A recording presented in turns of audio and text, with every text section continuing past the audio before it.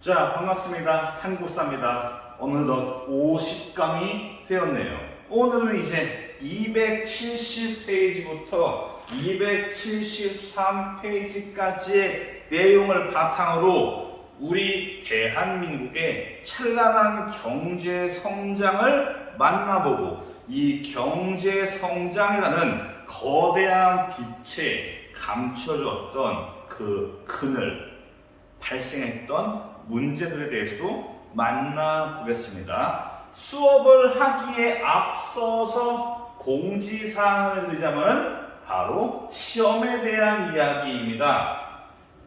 일단 여러분들이 저한테 계속 수행평가 점수 언제 나오냐 그러는데 깔끔하게 2차까지 본 다음에 원격 끝난 다음에 수업을 진행한 다음에 시간이 남아요.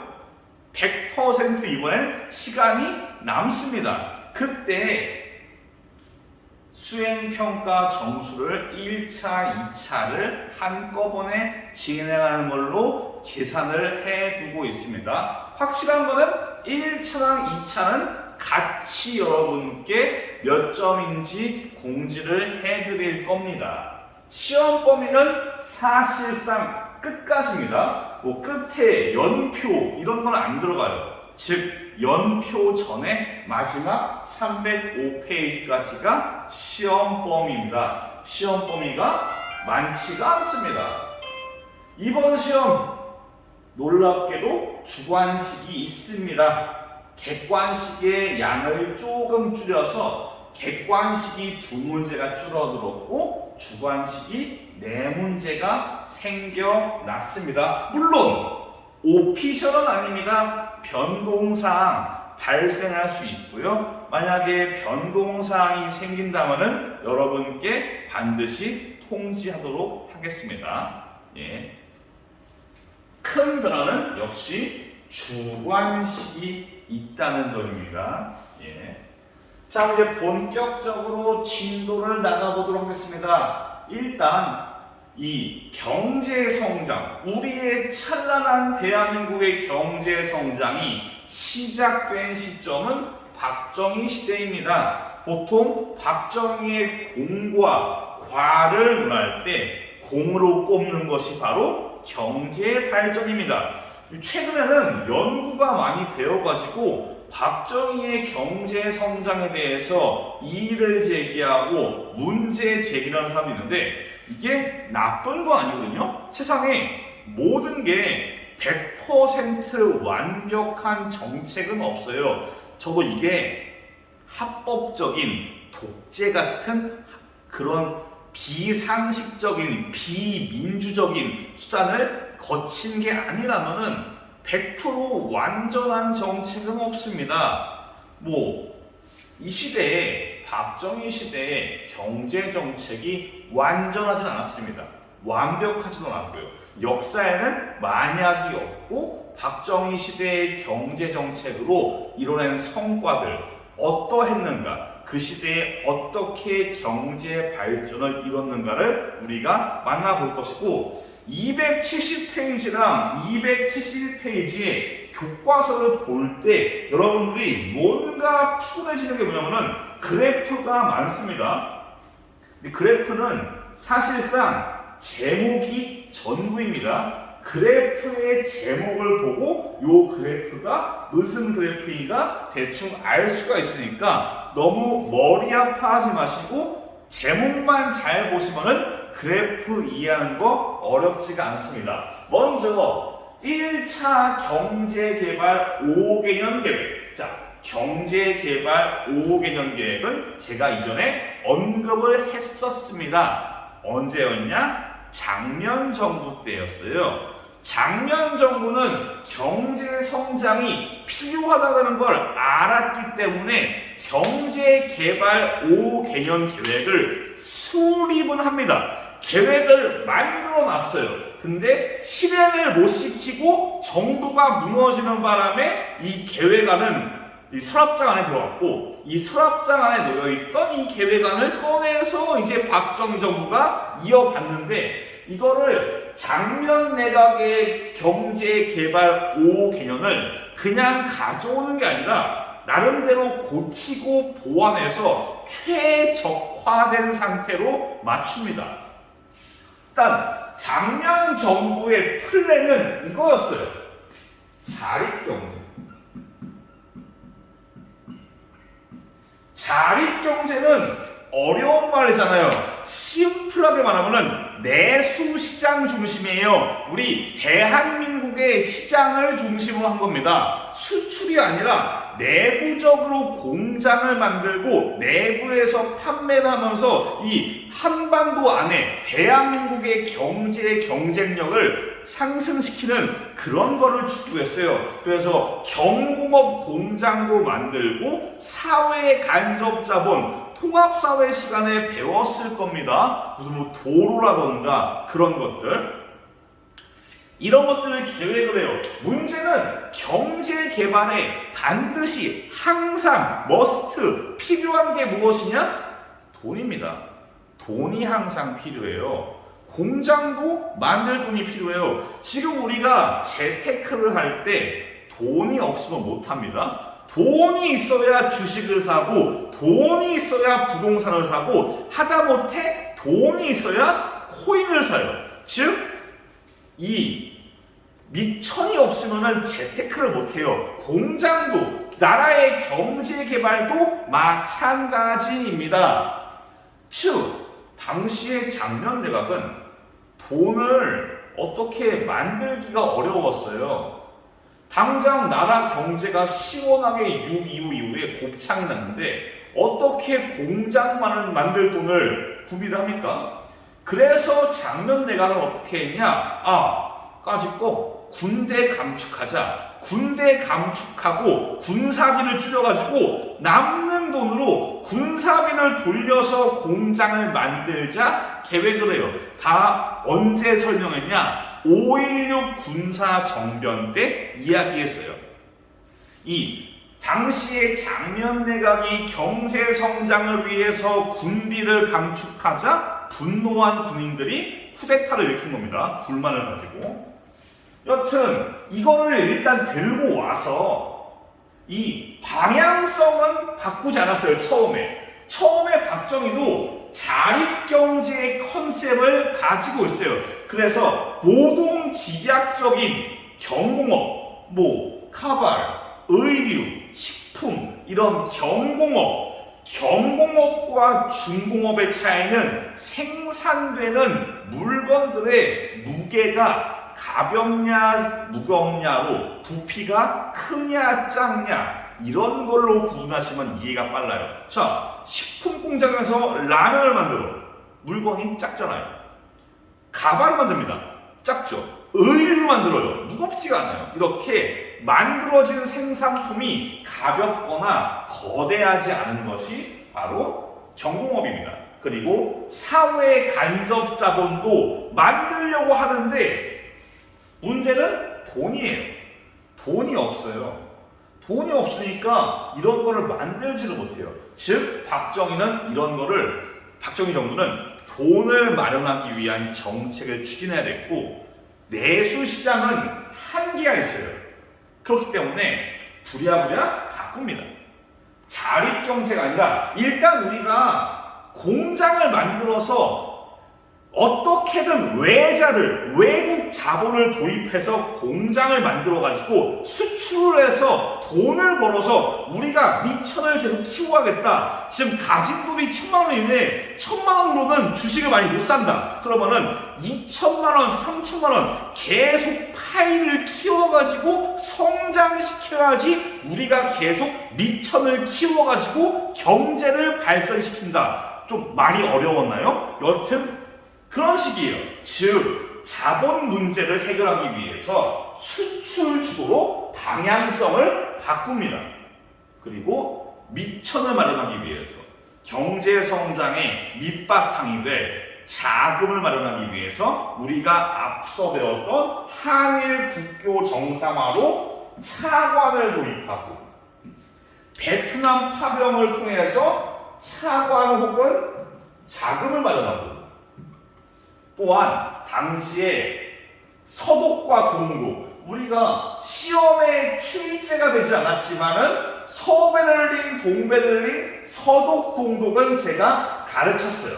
당시에 서독에 이 간호사와 광부를 파견해서 일을 시킵니다. 이들이 가가지고 서독에서 일을 해서 외화를 벌어온 겁니다. 이런 관련된 게 영화 국제시장에 잘 나와 있어요. 그럼 황정민이 가가지고 일하잖아요. 그렇죠?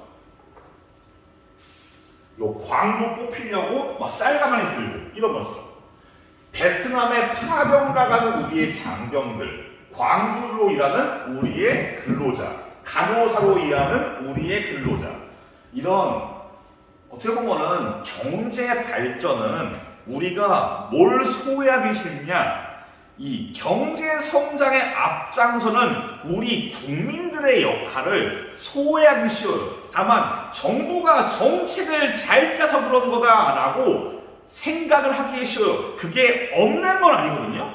정부의 정책이 영향이 있습니다. 그와 동시에 우리 국민들의 희생과 노력도 여기에 생각을 해줘야 되는 거예요. 여기라 가지고 서독 사람들이, 독일 사람들이 일하지 않는, 일하고 싶지 않아 하는 이런 험난한 환경, 그리고 목숨까지 내걸어가면서 이렇게 희생을 해가면서 우리가 자금을 모아서 경제 성장을 이룬 겁니다. 이거를 잊으면 안 돼요, 우리가. 이렇게 해서 1차 경제개발 5개년 계획. 5개년이니까 5년 단위예요. 62, 63, 64, 65, 66까지 하고 그 다음 제2차 경제개발 5개년 계획은 일단 이 공업의 방향성은 경공업이에요. 동일합니다. 다만 제2차 경제개발 5개년을 실행할 때에는 앞서서 도입한 외국의 자본들이 제법 모여있기 때문에 경공업의 구조는 그대로 유지를 합니다. 경공업은 유지를 하면서 동시에 이런 수출 성장을 통한, 경제 성장을 통한 자금을 바탕으로 원래 처음에 계획했던 사회 간접 자본을 확충합니다. 요 사회 간접 자본은 말 그대로 국가가 정책적으로 거대한 돈을 때려박지 않으면 민간 단위에서 만들기 힘든 거예요. 예를 들면 서울과 부산을 잇는 경부 고속국도 중요합니다. 박정희 경제성장의 상징 중에 하나예요.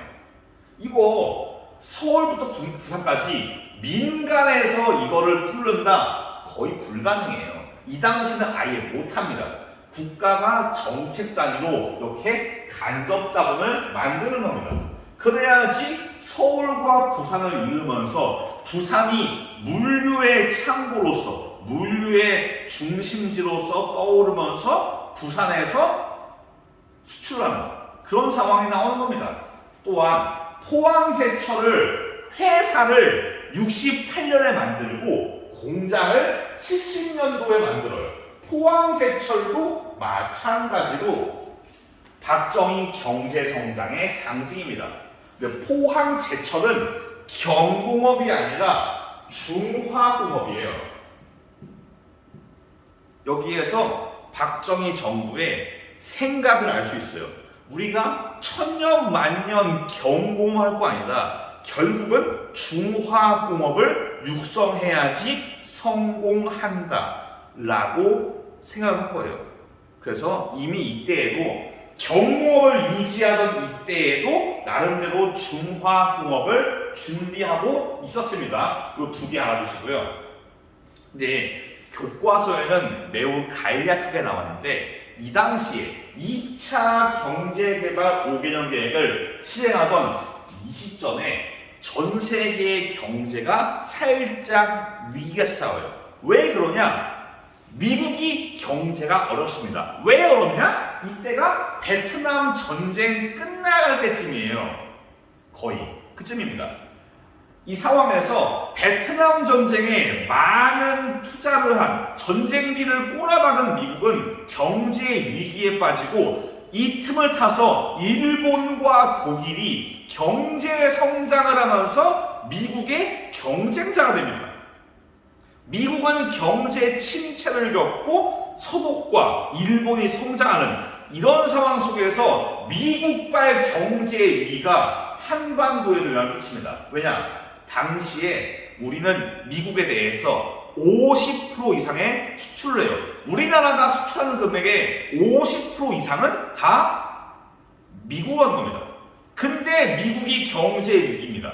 그런 상황이니까 당시에 경제 위기가 빠지면서 기업가들이 정부에게 요청을 해요. 저희 박정희님, 당시에 유력 경제인들이 박정희를 만나서 면담을 합니다. 저희 각하, 저희가 너무 기업하기 어렵습니다. 경제가 너무 어려워요. 정부가 도와주세요. 라고 기업인이 요청해요. 그래서 나오는 게 8.3 조치입니다. 이게 좋은 정치가 아닙니다. 정책이 조금 독재 정권다운 정책이에요. 일반 국민들의 경제를 전혀 신경 쓰지 않은, 어떻게 보면 독재 정권에서 민주적이지 않은 국가에서 나올 수 있는 극단적인 정책입니다. 왜냐하면 기업에서 당시에는 은행이 지금처럼 발달한 게 아니에요. 기업이 투자를 할 때 돈을 꿔가지고 투자를 해서 갚는 건데, 은행이 발달하지 않아가지고 당시의 기업들은 사채를 써가지고 투자를 하고 공장을 만들고 그랬어요. 근데 이게 기업이 경제가 어려워지니까 사채를 갚기에 어려운 상황이에요. 그래서 8.3 조치는 271페이지 아래쪽에도 자세하게 나와 있는데, 일단 기업의 사채 이자를 깎아줍니다. 정부가 사채 이자를 깎아요. 그리고 갚는 것도 미룹니다. 원래 갚아야 되는 시간을 늘려버려요. 그래서 거기 보시면은 최장 8년까지 밀어줍니다.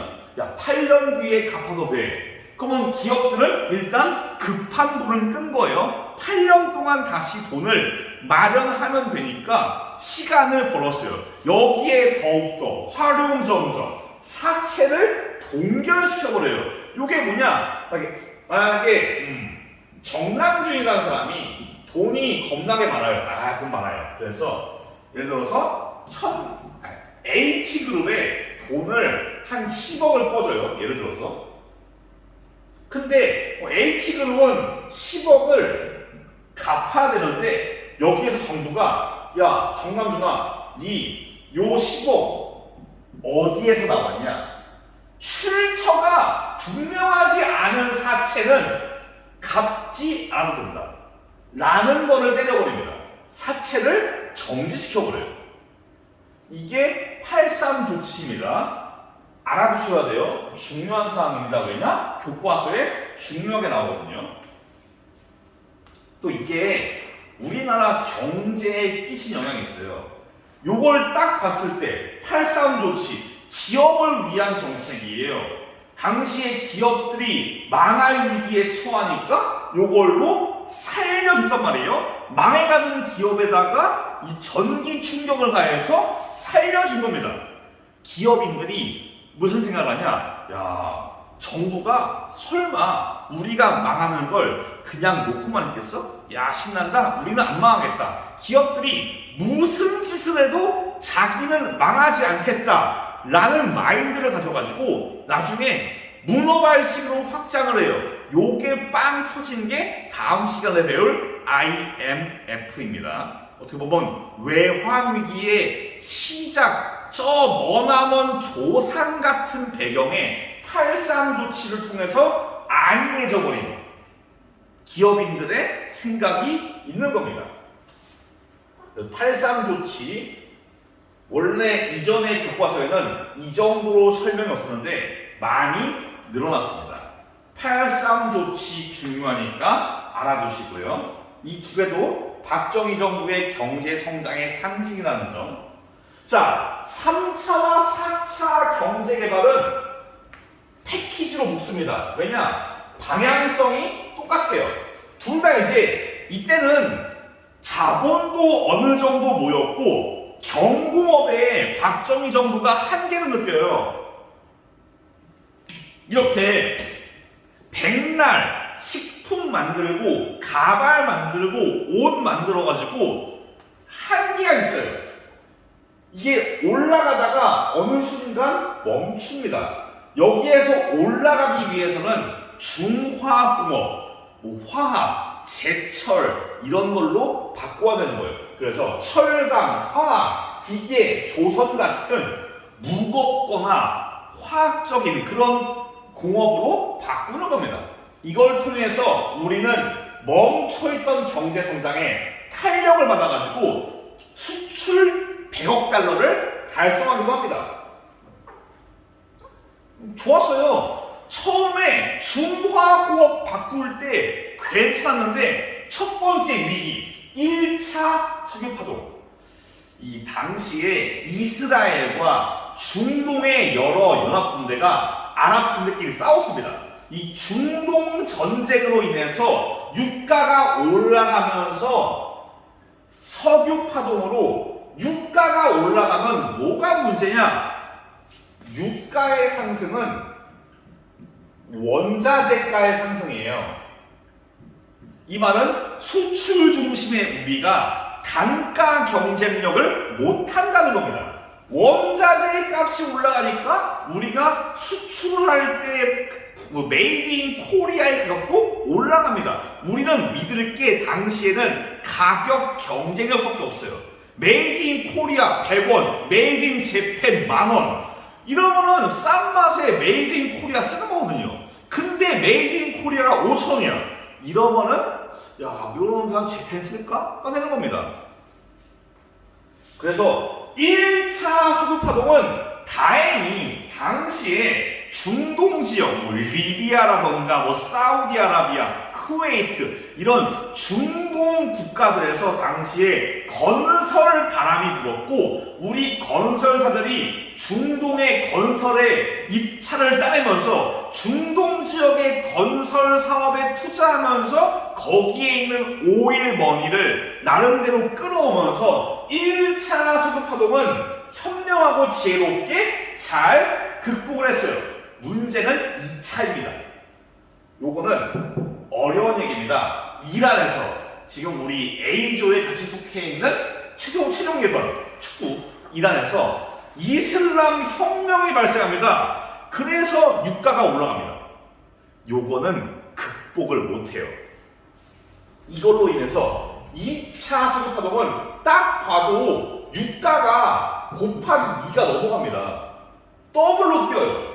이거를 극복 못해서 78년 이후에 80년대 초반까지 경제 위기에 빠집니다. 누가요? 박정희 정부가요. 거기에 더해서 경제 불황인데 박정희 정부는 부가가치세 10%를 도입하면서 물가가 상승합니다. 유가 올랐어. 경제 곱창났어. 내 월급은 그대로인데 물가도 오릅니다. 국민들의 불만이 많을 수밖에 없고 경제에도 큰 타격을 받습니다. 왜냐? 물가가 올라간다, 소비력이 내려간다, 내수 시장이 안 팔린다. 그래서 경제가 어렵다로 이어질 수 있는 겁니다. 그래서 이렇게 3차, 4차 경제개발 5개년 계획으로 중화학공업을 유성했는데 1차, 2차 석유파동을 거치면서 경제 위기가 시작했다. 요 영향은 전두환 정부 초반부까지 이어집니다. 이해가 되셨나 모르겠습니다. 이렇게 어찌되었든 마지막에 위기였지만은 우리는 경제 성장을 이루었고 대한민국의 경제 성장을 한강의 기적이라고 표현합니다. 왜 한강의 기적이냐? 서독 독일이 패전국, 나치의 패전국에서 패전국의 잔해를 딛고 일어서가지고 경제 성장, 미국의 뺨을 후려칠 만큼 거대한 경제 강국으로 성장했습니다. 이거를 독일에 흐르는 라인강을 따서 라인강의 기적이라고 표현을 했어요. 이거를 빗대가지고 우리는 6.25 전쟁의 잿더미에서 어느 순간 100억 달러를 수출하는 수출 강국으로 떠올랐다 라고 해서 한강의 기적이라고 표현합니다. 실제로 당시에 북한과 비교는 북한과 우리는 경제가 격차가 존재했는데 어느 순간 우리가 올라가면서 북한의 경제를 따라잡고 북한은 내리막을 거두면서 이렇게 우리가 흘러갑니다. 북한과의 경제 격차가 발생하기 시작한 게 이때입니다. 박정희 시기에 경제 개발로 인해서 우리는 북한을 경제로 압도할 수가 있게 되는 겁니다. 이 배경에는 우리 국민들의 높은 교육열, 이승만 시기에 의무 교육을 실시하고 문맹률이 감소하고 계속 끊임없이 나는 못 배웠지만은 내 아들내미는 교육시켜야겠다. 이런 식의 높은 교육열은 우리나라가 인재가 풍부해지는 효과를 가져왔고 그러면서 우리가 경쟁력을 얻을 수 있습니다. 그리고 또한 일단 은행에 때려넣자. 월급 받고 은행에 때려넣자. 이렇게 높은 저축률은 당시에 은행들의 힘이 되고 은행들이 회사에 돈을 막 꿔주면서 은행도 살고 회사도 사는 이런 경제의 순기능에 영향이 됩니다.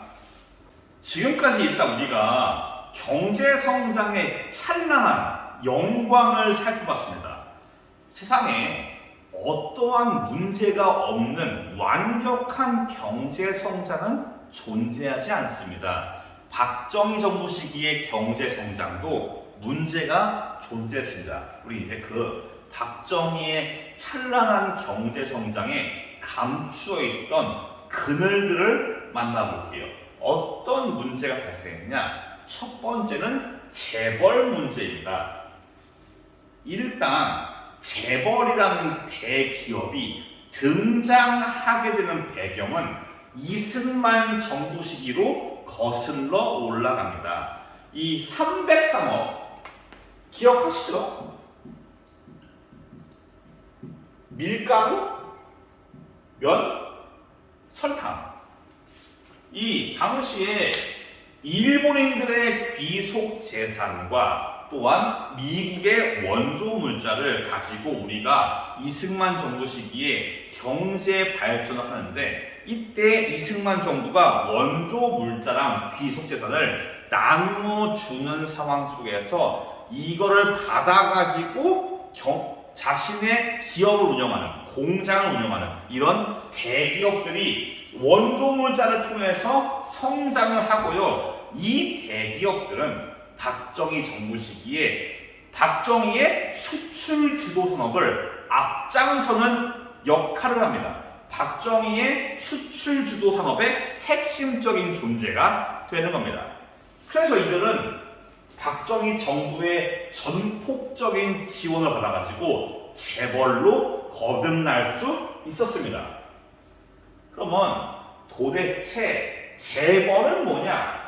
재벌은 이게 우리나라에만 확실히 있는 거예요. 왜냐면은 이 다른 나라에도 재벌과 유사한 형태는 있는데 이 재벌을 영어로 쓰면은 이거예요. 아마 이걸 거예요. 가물가물한데 확실한 거는 우리의 재벌 발음을 그대로 가져온 게 재벌의 영어 표기입니다. 뭐 다른 기업이나 코퍼레이션 이런 게 아니라 그냥 저스트 재벌이에요. 왜 그러냐? 우리나라에서 나온 개념이니까. 재벌은 일단 자본가가 거대한 자본을 가져야 되는데 기본적으로 혈연 집단, 가족, 친척, 동족들 지금도 보시면은 재벌가는 다 성씨들이 친척이에요. 삼성의 이씨, 현대가의 정씨, 뭐 LG가의 구씨, 롯데 계열의 신씨 이런 식으로 다 혈연적으로 연결되어 있습니다. 요거를 재벌이라고 합니다. 이들은 박정희 정부 시기에 정부의 정책적인 지원을 받고서 점점 성장했습니다. 이런 상징이 대표적으로 앞서 배웠던 8.3 조치입니다. 이 8.3 조치가 재벌들의 성장에 거대한 영향을 끼쳐요. 야, 우리가 빚 져도 안 갚아도 정부가 뭔가 해주겠지. 우리가 빚을 두려워하지 말고 우리가 막 해보자. 이러면서 문어발식으로 확장하는 영향이 8.3 조치였습니다. 8.3 조치는 박정희 정부가 정부 차원에서 정책적으로 재벌들을 밀어주면서 우리나라의 경제 구조가 재벌 중심으로 재편됩니다. 거대한 재벌이 있고 이 재벌이 다른 중소기업들을 하청으로 묶어서 하나의 공동 운명체가 되는 그런 형태가 우리의 경제 구조로 등장한 겁니다. 재벌이 긍정적인 효과도 있어요. 무조건 100% 나쁜 건 아니에요. 좋은 점도 있습니다. 예를 들면 이런 거예요. 물건이 메이드 인 코리아인 것과 삼성 제품인 것과 차이가 있어요. 미국의 수많은 사람들은 삼성 제품을 쓰면서 이게 한국제인지 모르고 써요. 왜 그러냐? 이 삼성이 코리아라는 연결이 잘 안 돼요. 일반 사람들은, 외국의 일반 사람들은. 이게 뭔 소리냐면은 당시에 수출을 할 때 삼성 제품, 현대 제품, LG 제품 이런 것들이 그들의 브랜드가 경쟁력이 되면서 한국제가 아닌 삼성제가 되면서 수출에 더욱더 탄력을 받습니다. 야, 써보니까 삼성 핸드폰, 이 현대차 괜찮더라가 되는 겁니다. 한국차가 괜찮은 게 아니라 현대차가 좋더라. 이렇게 되면서 수출의 경쟁력을 얻게 되는 하나의 원동력이 됩니다. 그런데 솔직히 제 개인적인 의견이지만은 안 좋은 게 좀 더 많습니다. 일단 교과서에도 없고 설명에도 어려운데 이 혈연은 말이에요. 혈연은 능력을 담보하지 않아요. 끈끈한 유대감은 있어요. 우리가 가족이니까. 하지만 내 아들, 내 친척, 내 조카가 뛰어난 기업가가 아닐 수도 있거든요. 역량의 차이는 존재해요. 거기에 더해서 이들이 성장해 나가는 배경 속에서 정부의 영향이 있었습니다. 이승만 정부의 물자 배분, 박정희의 8.3 조치 등등. 정부와 기업가들이 끈끈이 연결되면서 기업가들은 정치인들한테 당시에 비자금 좀 꽂아주고 이런 식으로 헌금도 좀 바치고 이런 식의 정경유착이 탄생을 합니다. 또한 경제적인 측면으로도 이렇게 공동 운명체로 묶일 경우에 만약에 재벌이 경제가 어렵다 그러면은 하청 중소기업도 같이 다 망하는 겁니다. 이게 발생하는 게 외환위기예요. 야, 우리가 빚 져도 갚아주겠지. 안 갚아주면 끝나는 겁니다. 그게 외환위기예요. 나중에 제가 외환위기를 설명할 때 왜 대기업들, 재벌들이 당시에 어떤 문제가 있었는가에 대해서 설명을 좀 더 자세히 드릴게요. 여튼 재벌의 문제가 탄생을 했습니다. 이 경제 성장의 그늘을 공부할 때는 요게 왜 발생합니다. 그늘이 어떻게 발생하게 되었나 원인을 아시고요. 상징적인 키워드 같은 것들을 알아두십시오. 다음은 두 번째 문제는 노동자의 문제입니다. 페이지 272페이지의 아래쪽을 보시면은 같이 참고할 수 있습니다. 일단 당시에 박정희 정부의 수출 전략은 퀄리티를 높이는 게 아니라 가성비를 맞추는 거예요. 가격 경쟁력을 맞춰가지고 우리가 팔자라는 겁니다. 가격 경쟁력. 이거는 즉 물건 가격이 낮은 겁니다. 물건 가격은 뭘로 결정되냐? 바로 원자재 값 그리고 임금이에요. 그래서 앞서서 석유 파동 얘기를 할 때 석유가 올라가니까 원자재가 올라가니까 이게 올라가고 가격 경쟁력의 실패에서 우리 경제가 어렵다라고 설명할 수가 있는 겁니다. 근데 원자재는 정부가 어떻게 할 수 있는 게 아니에요. 근데 임금은 어떻게 할 수 있거든요. 정부가 의도적으로 낮출 수가 있습니다. 그래서 당시에 박정희 정부는 가격 경쟁력을 맞추기 위해서 저임금 정책을 펼쳐요. 말 그대로 거의 최소한도로 임금을 줍니다. 노동자에게. 일하는 시간은 정말 많고요. 저임금, 긴 노동시간 이런 식으로 혹사당하는 게 60년대, 70년대의 노동자들의 현실입니다. 어느 정도의 희생은 어쩔 수 없을지 몰라요. 근데 최소한 인간으로서의 삶은 살아야 됩니다. 그 당시에 특수한 경제 성장이라는 어젠다가 있는 특수한 상황을 감안해도 요건 너무하거든요.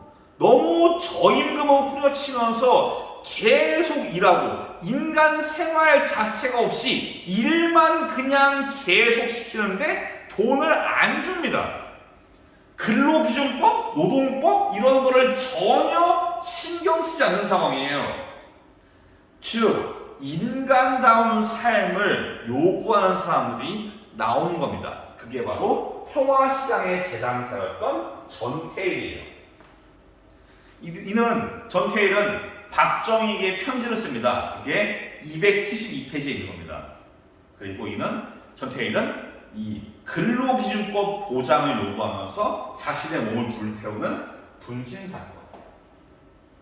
아이러니합니다. 뭐가? 1970년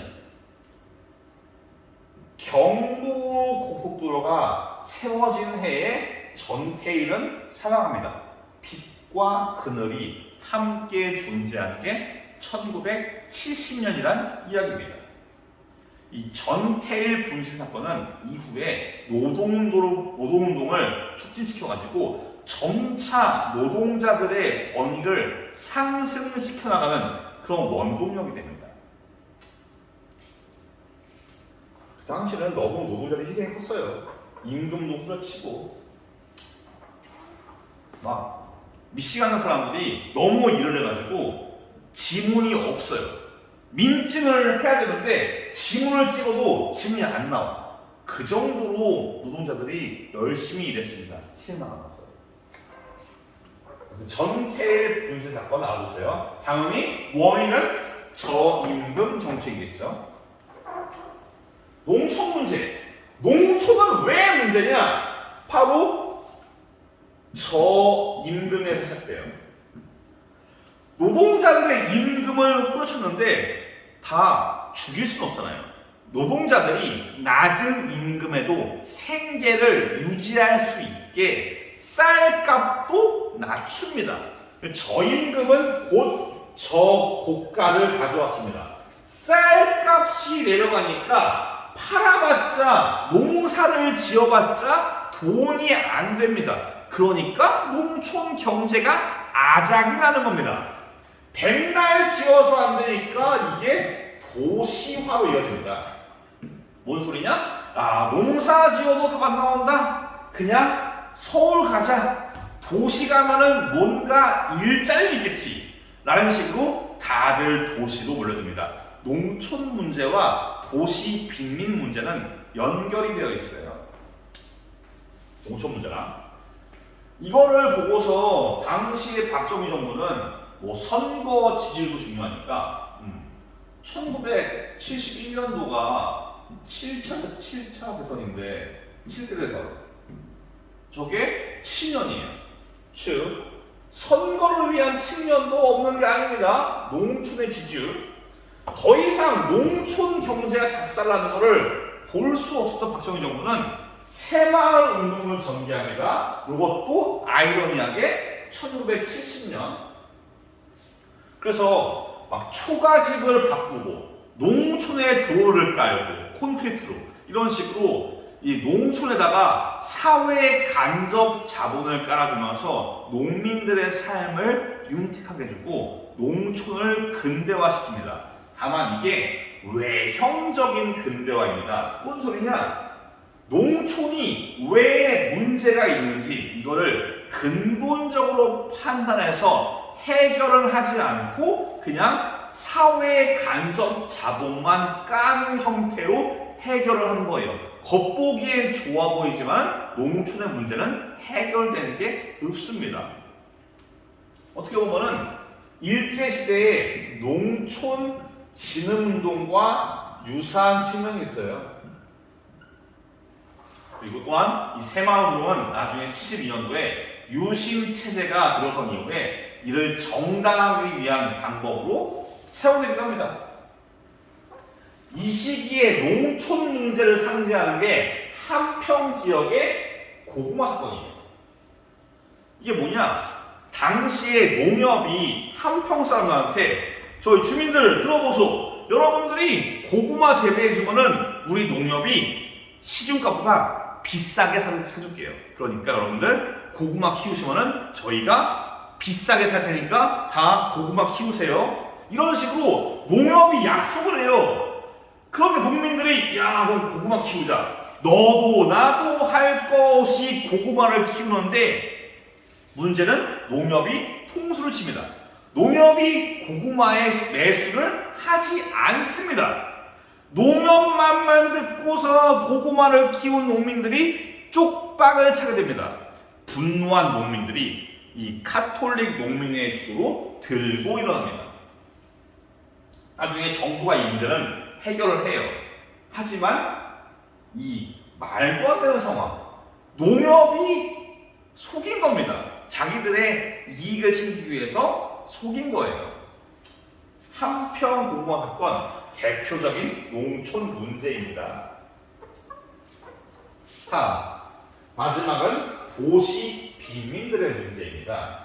아까 말했죠? 농촌 문제로 인해서 도시화가 급속하게 되니까 이제 당시에 서울에 인구가 막 몰리면서 서울의 인구가 상승하고 이러면서 이 사람들이 많은 돈을 들고 온 게 아니에요. 서울에 뭔가 일할 게 있겠지. 그런 마인드가 없기 때문에 이들은 으리으리한 집에 사는 게 아니라 뭐 산 비탈에 있는 동네에서 모여 살아요.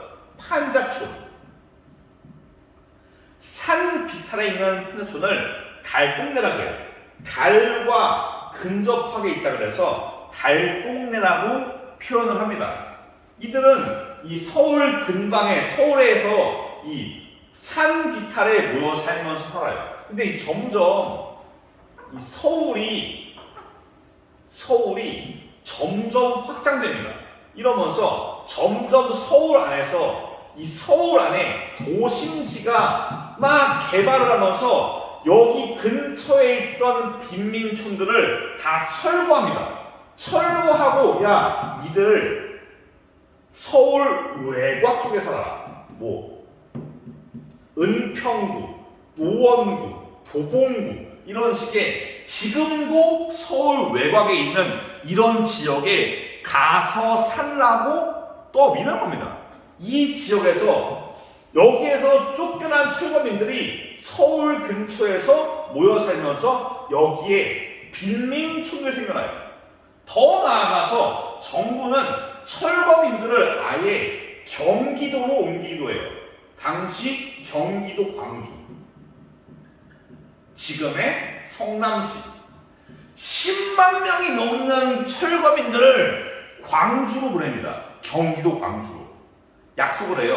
가면은 집 다 지어놨고 도로 있고 버스 있고 여러분들 일자리도 있으니까 가서 일만 하시면 됩니다.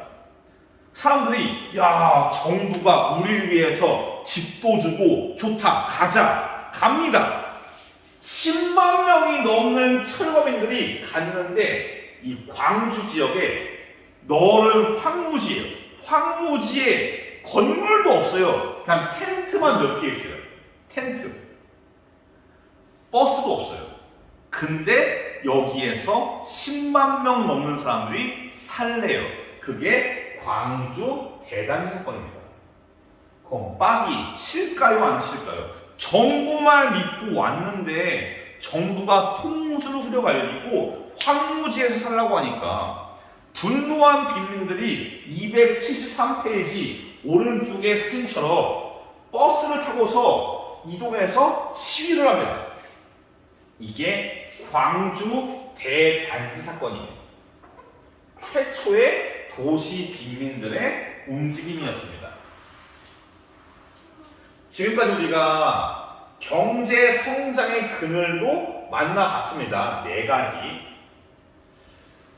이 경제 성장의 그늘들이 왜 발생을 했는가 원인에 대해서 잘 알아주시길 바라겠습니다. 또 마찬가지로 각각 문제마다 키워드가 다 존재하거든요. 중요한 것들이니까 다 알아두시면 감사하겠습니다. 오늘 수업은 여기에서 마무리 지을게요. 다음 시간은 전두환 정부의 경제 및 외환 위기와 외환 위기를 극복하기 위한 우리의 노력에 대해서 만나보겠습니다. 고생 많았습니다. 다음 시간에 뵐게요. 감사합니다.